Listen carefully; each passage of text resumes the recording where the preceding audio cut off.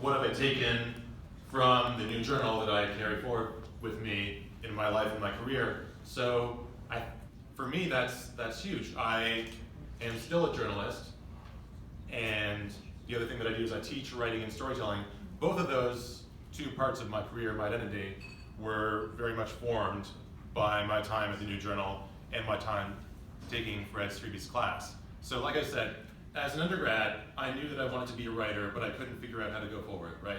I didn't think I could be a fiction writer, but I saw daily news stories, and I had no interest in it. Short form journalism, front page journalism. I didn't want to do that. And then I took Fred Strebeig's class, and yeah, no. To me, I can't really separate Fred's class from the New Journal because it's all intertwined. The articles that I wrote in his class wound up getting published in the New Journal, and I was applying the principles that I was learning in the pieces that I was writing for the New Journal. But that was the first time that I felt like I saw articles where they were interesting enough, and long form journalism, right? So it had the storytelling elements, but I didn't have to make it up from scratch the way I would if I were writing fiction. I remember that, so in Fred's class we talked about what the new journalism was, right? So first, in the days of Shakespeare, there were plays, and plays were limited because they didn't have very much interiority, right?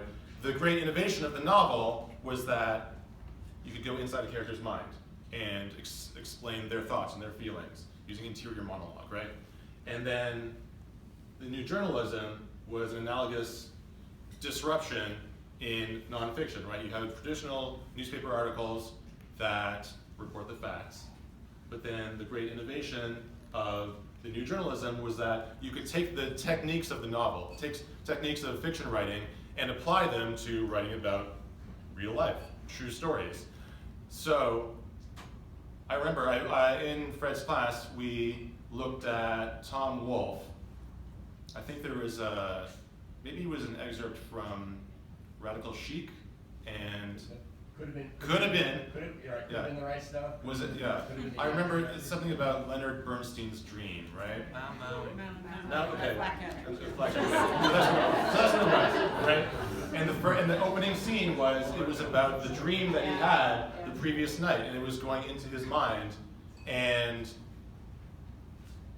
I read that, and I thought, oh, I can do this. I think I can do this. They say that there's two kinds, not as well as Tom Wolfe, but they say there's two kinds of geniuses in the world, right? There are, the first kind is the magician, where you see, right? I read Lolita by Nabokov, and I read it and I thought, how the hell did he do that? I could never do that in a million years, right? That's the magician. That's the kind of genius where you read their work and you think, I have no idea how somebody even does that.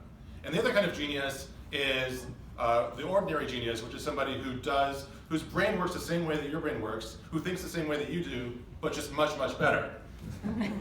I read Tom Wolfe in Fred's class, and I thought, okay, Tom Wolfe is that second kind of genius, where he's doing it much better than I ever could, but I see how it works. Fred talked about the techniques of, okay, all you have to do is you interview a source, you get them to tell some story, and then you say, okay, well, at that moment, what was going through your mind? How did you feel in that moment? And then when you're writing the article, you can get into it in the same way. You can use those fictional techniques to tell a story. And I've been obsessed with those two things ever since.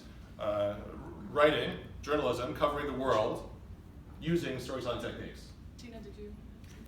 Yeah.